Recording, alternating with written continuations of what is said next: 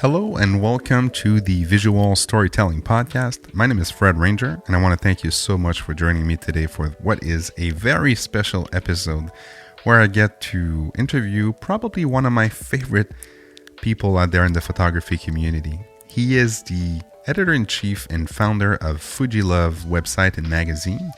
He most recently created Frames, a printed magazine, and he's also a musician and great photographer. Without further ado, here's my interview with Tomash.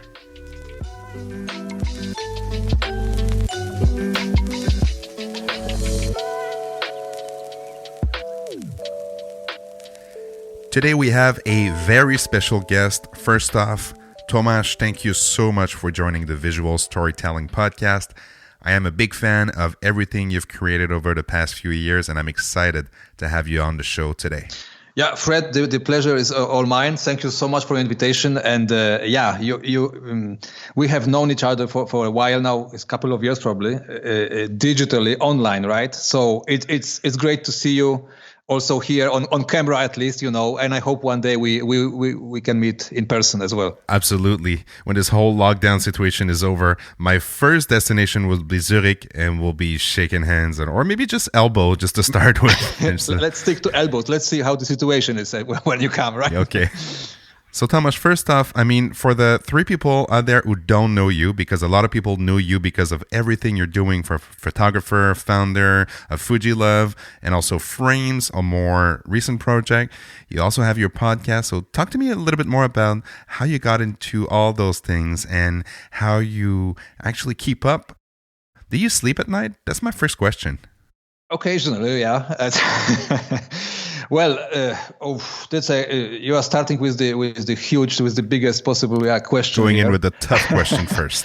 Well, where should I start? Maybe just a quick little background story. I have been around for a while. I'm a pianist. I'm a classical pianist. So actually, what I studied, back in the days, and what I am also, by the way, still pursuing in a way is a pianist, career pianist, musician life. I am a chamber musician, classical pianist, working in Switzerland at the College of Music in Lucerne. It also does not help, with managing the time. So I have several different, like you say, tasks on my plate every single day. When you ask about, where this energy, where all those ideas come from, difficult to answer. I was talking to my parents one day, or we, occasionally we talk about it, about myself, and they said, both of them, they were growing up in the communist Poland. So I come originally from Poland, right? I'm living in Switzerland right now, but I was born in and lived till I was 20 years old in Poland. There was, entrepreneurship.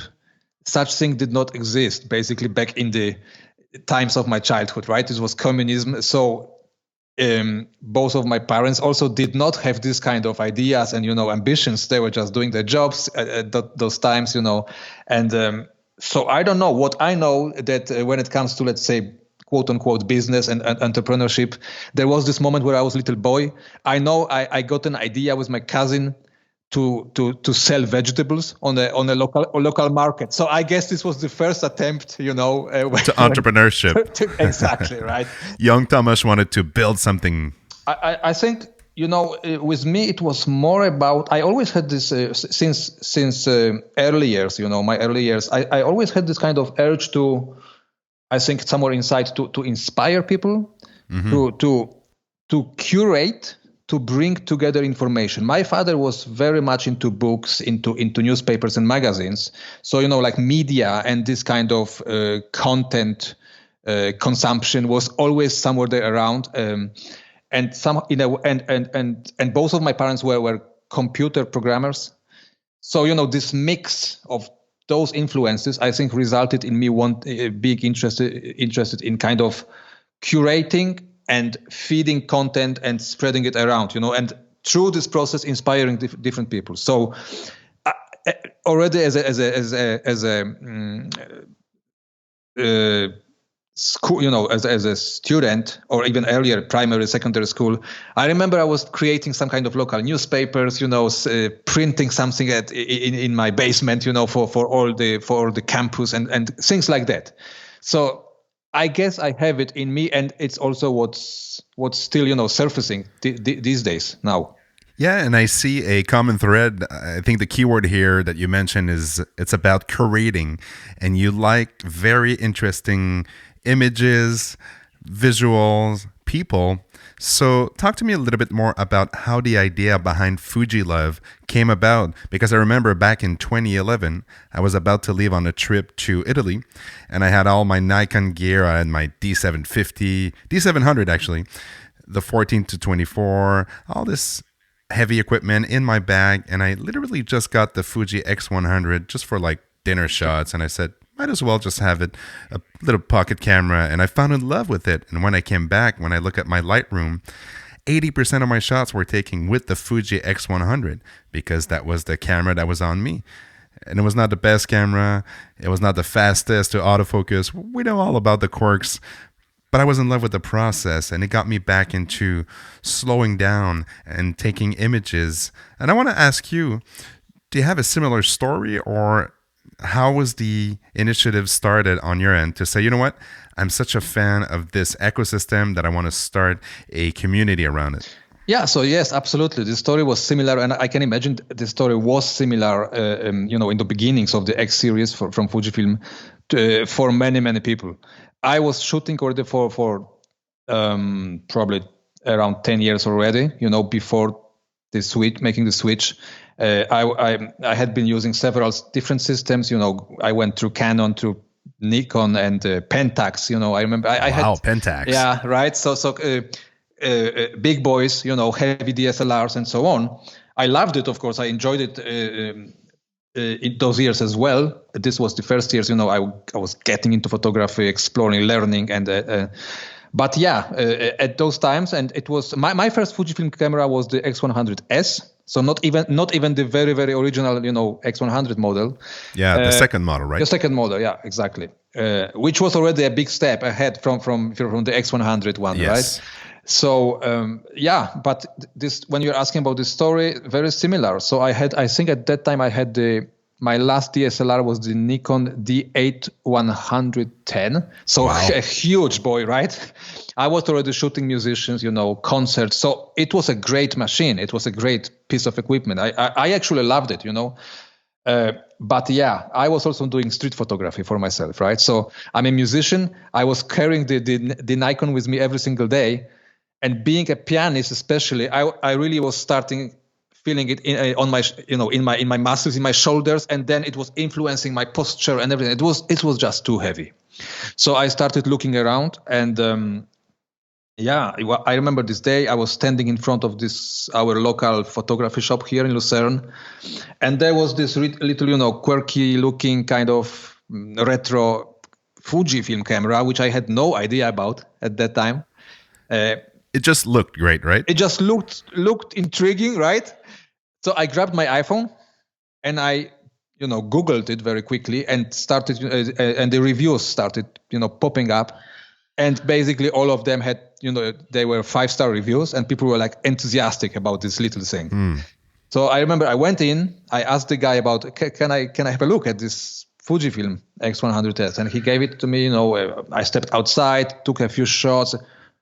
I just went back to the counter and said, okay, you can pack it for me. So love at first sight, right? With the Fuji, and love, which is lasting till today, very, going strong.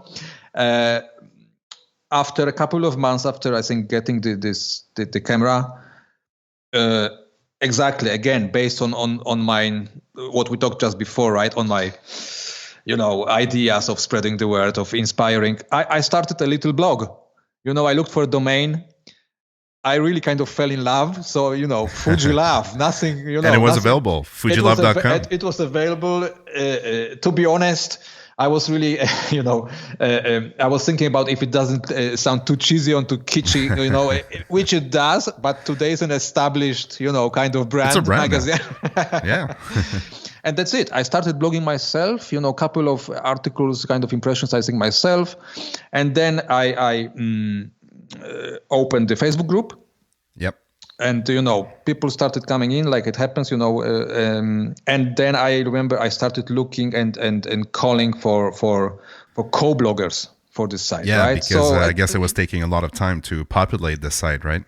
Exactly. So step by step, a couple of guys. I was searching around, and I remember I found Take Kayo. Then I found Kevin, I guess, Malins, and and I asked them, hey guys, could you write also something, because I know you're using the cameras as well. That's how it started, right? So this was the very beginnings. And then it turned into a very popular magazine, digital version of Fujilove. And was it the intention of kind of making it more official, or having something that people can have in their hands and take time to read, a little bit less social media? When you ask me about intentional steps or like ideas, okay, I have to say I have been learning all those years. I hope today I'm more intentional than I was back then.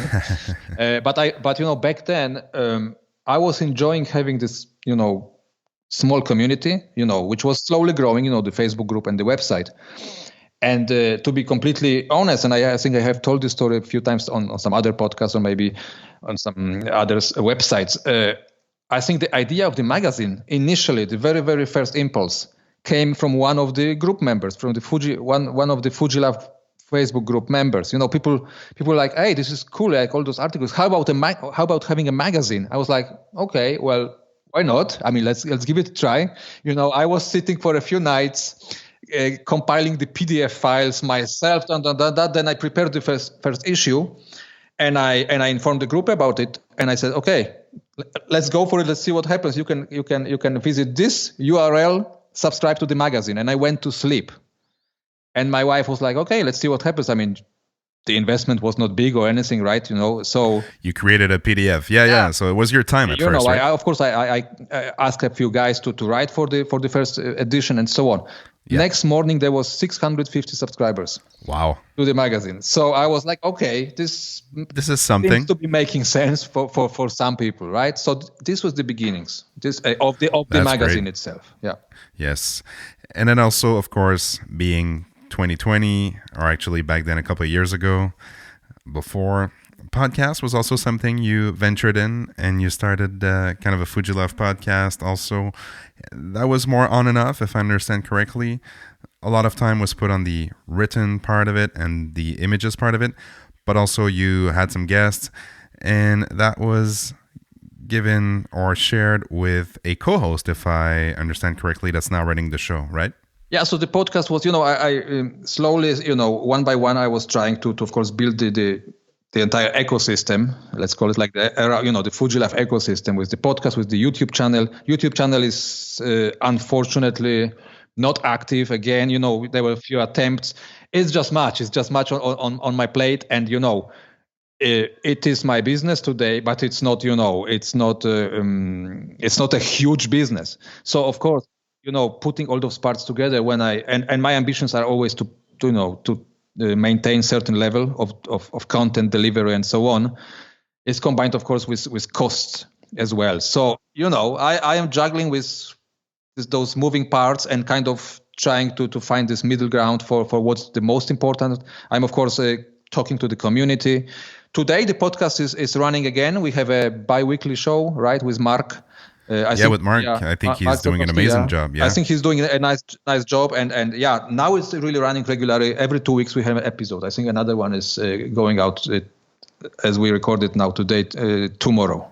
Nice. I'll put the link in the show notes so people can find it very easily. This is great. And speaking of moving pieces, like if that wasn't enough, you decided that, you know what, let me start a new community, and you started Frames. And this is one venture that I'm very interested in, and I'm sure that this audience of the Visual Storytelling Podcast is very interested in, because I think that, correct me if I'm wrong, but this is really about the storytelling, really about the process, this is not so much about the gear and the settings and so on and so forth. It is really about, for lack of a better expression, visual storytelling. So tell me a little bit more about that idea and how you brought it up to life. Okay, so let me put so first let me tell your listeners what Frames magazine is going to be. We are right now, I had to slow down a little bit with the whole progress. I mean, I was forced to slow down because of the pandemic, situation, global. So there are certain parts again which are kind of not possible to execute right now. The printing shops are kind of closing down, or they are very slow, and the post is not working properly. But it's a very fresh project. So okay, let's rewind. Fujilove magazine, as you said, digital. It's a digital monthly magazine. 2 years ago, I had a attempt to produce a Fujilove quarterly printed magazine, and we had 4 editions of Fujilove quarterly. It was a printed 100 pages, thick, beautiful Fujilove magazine. Yeah, high quality edition, right? Yeah, we issued 4 editions. There was a group of subscribers, but it was a difficult moment, I have to say, in a way. I mean, I was very enthusiastic about the idea. I really believe, and this is a motto of Frames today, that excellent photography belongs on paper. In the very end, I just love holding a book, a photography book or a magazine, beautiful magazine with great photographs in my hands, or having it on the wall as a printed image. So that's where my passion and ideas, those are the ideas behind Frames. So I tried to do it with Fujilove, but Fujilove, of course, needless to say, it's a brand related community and publication. It's all about Fujifilm, and and producing a printed publication costs way more than producing a PDF, needless to say. So in the very end, it was a tough call, and it was a very tight call, in terms of finances, simply put. So I had to pull the plug on this one. Maybe I should not have done it, but yeah, it was just too much at the time, and with those financial, struggles, it was a bit tough when it comes to this printed publication. But this idea, and you said it yourself, you learn every time you try something. Exactly, I learned a lot. That's for sure. Like you say, this is a perfect remark. I learned a lot on this attempt, of producing this printed Fujilove magazine. Now, this idea and this dream of having a printed publication didn't die. It was just, I put it in the background, and now it's slowly resurfacing, and hence the idea. So Frames is going to be a printed photography magazine, brand unrelated, focusing, solely on photography, on very good photography, and as you say, on stories accompanying those images. So you will be seeing a couple of photographers featured in every edition of Frames, with beautifully presented images on one page, and their stories, corresponding stories, being published on the corresponding page. So like each image, we will have its parallel corresponding page, which will be this white canvas for the photographer to put whatever kind of words he or she wants to accompany this image with. That's the idea. That's the and it will really not matter if what kind of camera, what kind of genre, and also in terms of digital, analog, or mobile photography. Those are like kind of irrelevant factors. The common denominator will be great photography, something for the eye, for people to inspire, to see what work can be done, with different devices, with different kind of within different kind of genres. So this is great. And again, I'll put the link in the description so people can discover the approach, because I think there's already a lot of information on the website. And of course, a bit of a delay on the magazine side, the printing, like you said, but it's going to come I think you're targeting the end of the year. to start shipping, or if things get back in motion? Exactly. Right. Right now, the plan is October, November, having the first edition ready to ship. Fingers crossed, right? We are still in the unknown. Yeah. What's happening right now, of course, like you say, I am building a community around frames. We have I would say, powerful Facebook group. I mean, the quality of images people are sharing in the group, I am stunned. Like I am, great work, absolutely great work. I started inviting photographers I admire to also jump on webinars, and on the podcast. So, like for example, next week I'm really excited right now. I just emailed with Phil Penman. I don't know if you're familiar. Yeah, so he will be talking about his street photography, about his approach, techniques, ethics of street photography next Friday, May 1st, 2020, with our community, live on a webinar. So this is that's how I am trying to keep people together, tie them within the community before the magazine actually appears on the market. This is great. And will it be fueled by mostly the images that you're seeing on that group? Will it be a mix of professional photographers, amateurs, and so on? Like, what's the angle to populate the magazine? Exactly like you are describing it. So, again, common denominator, great photography. Me being the main curator, I'm considering having 2-3 more people on the team to kind of, what word should I use to scout or to hunt, great image makers. Personally, I really don't kind of like this classification of professional, amateur photographers. You can see so many great images, like amazing stuff from people who never even attended a photography course.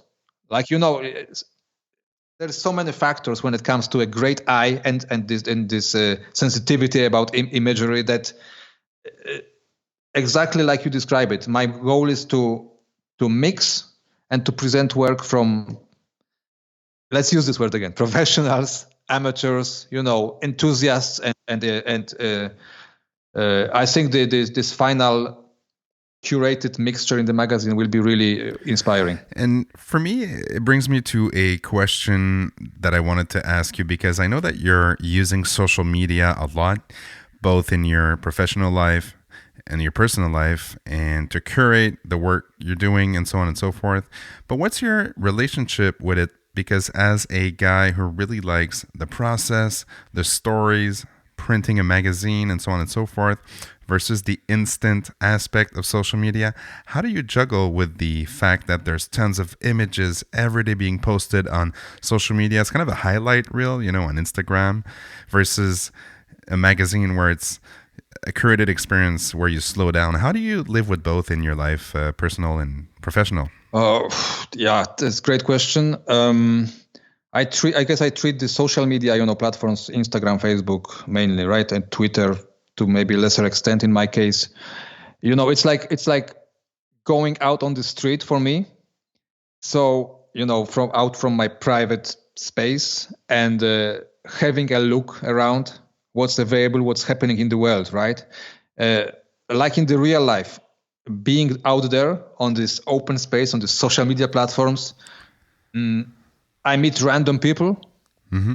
And some of them, spark my interest or their work, first of all, right? And who they are as human beings. Is in the end, it's kind of a randomness. Like people we met in our life, very often we met them by coincidence. Maybe we bump into them in a grocery store, and it developed into our best friendship, right? So of course. Sure, I can't meet everyone and I can't follow everyone. There's millions of people and hundreds of thousands of people doing actually excellent work. But sure, being out there on those platforms, I react to great work, make contacts, invite people into the community. And, in the end, of course, and I know it will be a very tough job to narrow it down to those who actually I would like to print and feature in the magazine. But, that's life. I can't feature, 100,000 photographers every month in the magazine. It would also not make any sense for the readers, right? So yeah, I agree. I already have to say, because people are approaching me with with their portfolios and with they're submitting their work.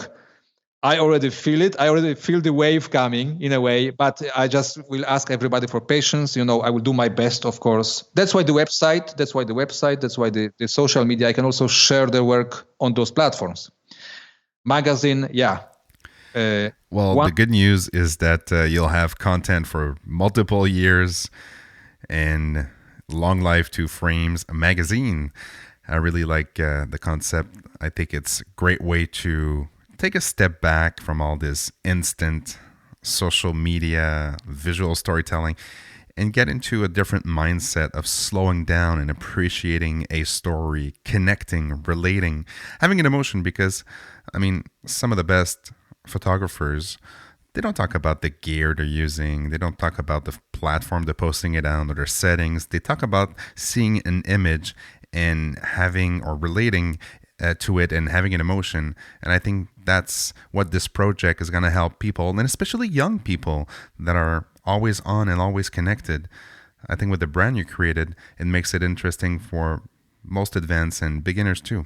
It's exactly how you're describing this slowing down, and but I have to admit it won't be. And please wish me luck. The project is only in its very, very early stages. I still have to see what the response will be. The response is already being very good. But as I said, to start a printing publication, you really absolutely need a certain minimum of subscribers to the magazine to make it a viable, a rolling kind of business to even take it off the ground, right?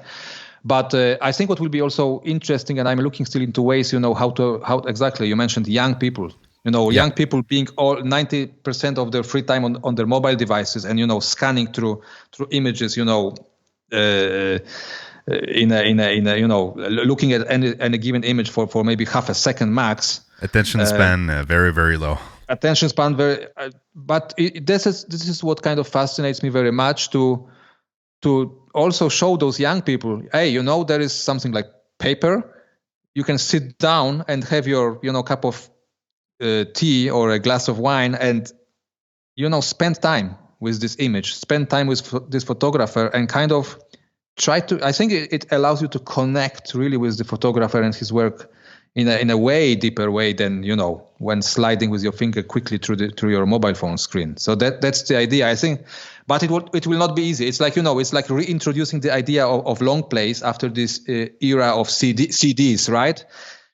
Yeah. So as I said, wish me luck. But I have much passion and much energy inside to. It's really the project. I would say maybe this is the project of my life. Let's see what happens.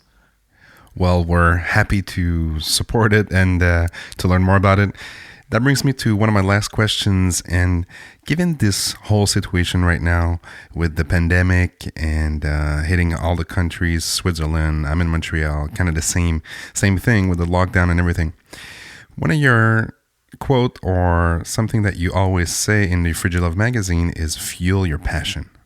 How do you feel your passion when you're sitting down at home with your camera? How do you, Tomash, on your hand, stay sane and creative in these difficult times? I think this is maybe it's a kind of like a paradox right now, right? Because we are suddenly blocked, locked up in our apartments to different extent depending on the country, but.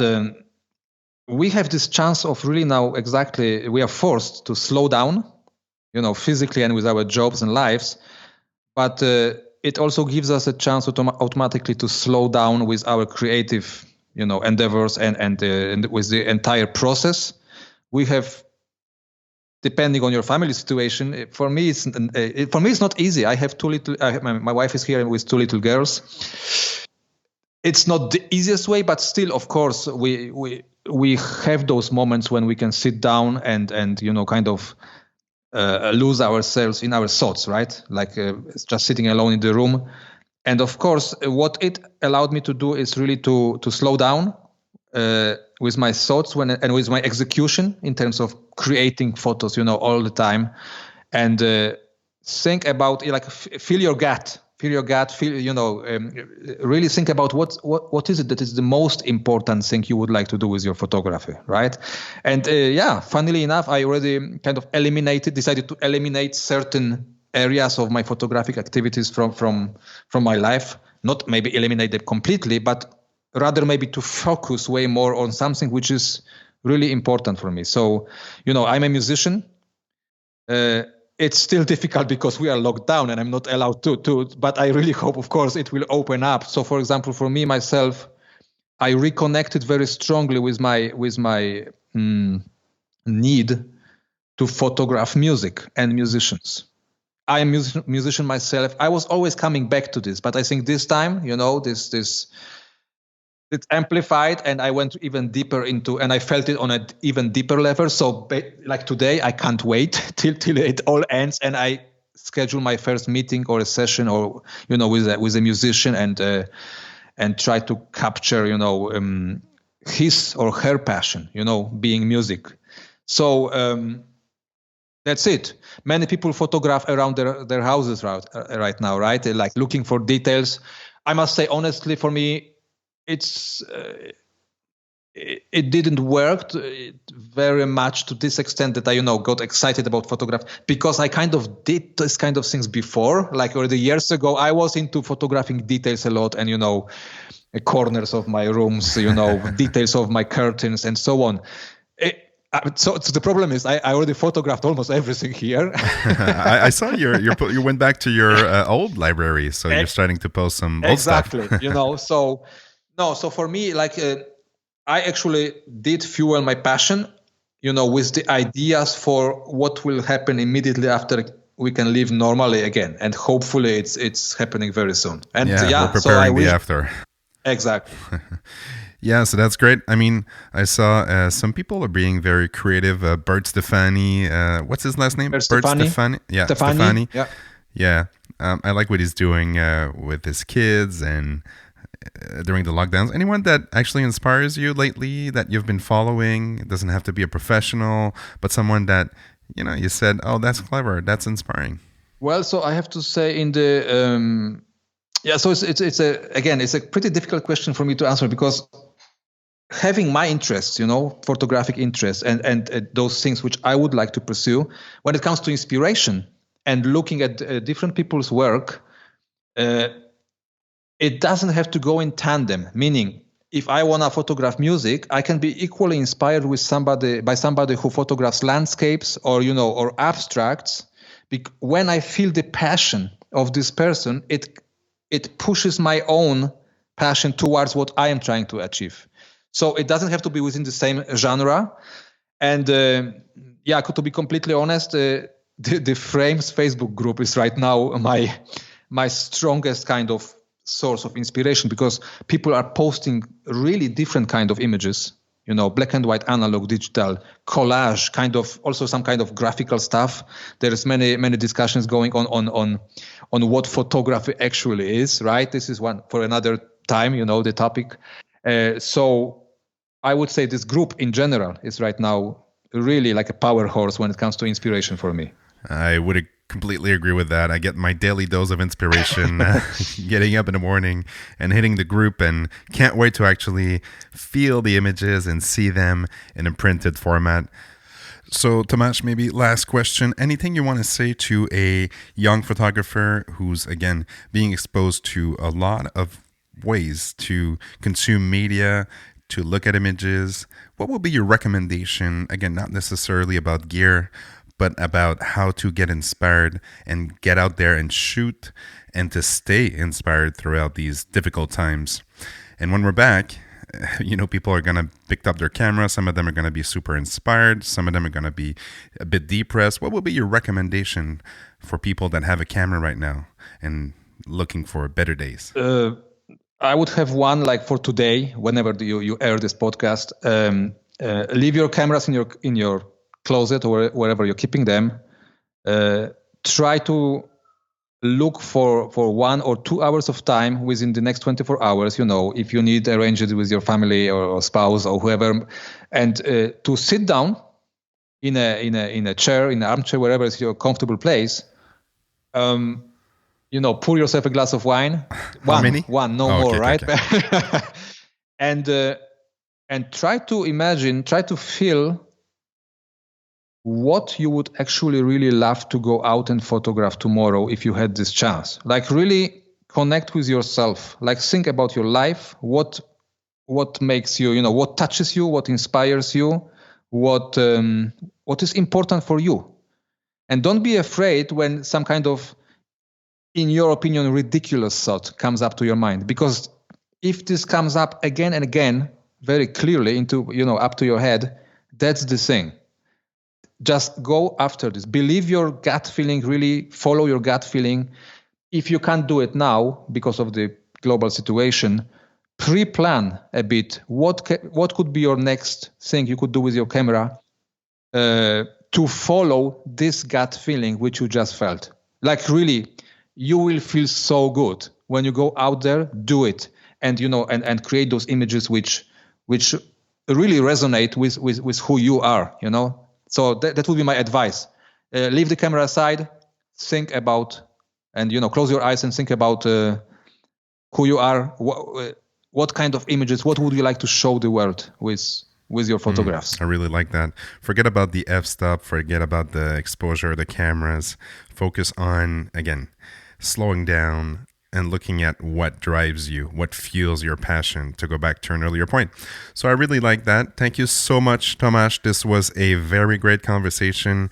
I love the fact that we've been able to talk about both visual storytelling, but also the many projects that you are doing right now, and also learn about the other Tomash that we don't see a lot, the musician. That's something that maybe for another podcast we could chat about. But I really want to thank you for joining me today. It's been a pleasure talking to you. And I hope that we are going to be able to chat soon, maybe in person, like we said, in Switzerland or Montreal or wherever in the world. Canada is definitely on my list. I have a few friends, some of them from the Facebook groups and so on. So I know. And I have never been there. And it will be the ideal moment to meet with, Take and all these guys in Vancouver and me in Montreal and all the other people that are living in Canada. And we look forward to being able to do that. So again, Tomash, thank you so much. I will put the links that we discussed today in the show notes. And where can people find out more about you personally, Tomash? Not necessarily Fujilove or frames, but you personally as a photographer. So basically you can start I have a website. It's a very small portfolio. You will see mainly my musician portraits and, kind of music photographs. The URL is Tomash, so TOMASH .photography. Tomash.photography. It's a very small portfolio, and I guess I have to admit. Now's a good time to go back and take a look at it. I should be actually sitting here and updating my website, but I think there is a small set of which will give you the idea what I am into, photographically. And I guess, I'm not sure now, right now, there are some links to my Instagram, to my social media accounts. Perfect. Thank you so much, and stay safe, stay healthy, and hopefully we're going to chat soon in person. Thank you so much, Tomash. Thank you, Fred, for inviting me. Thank you so much. Cheers.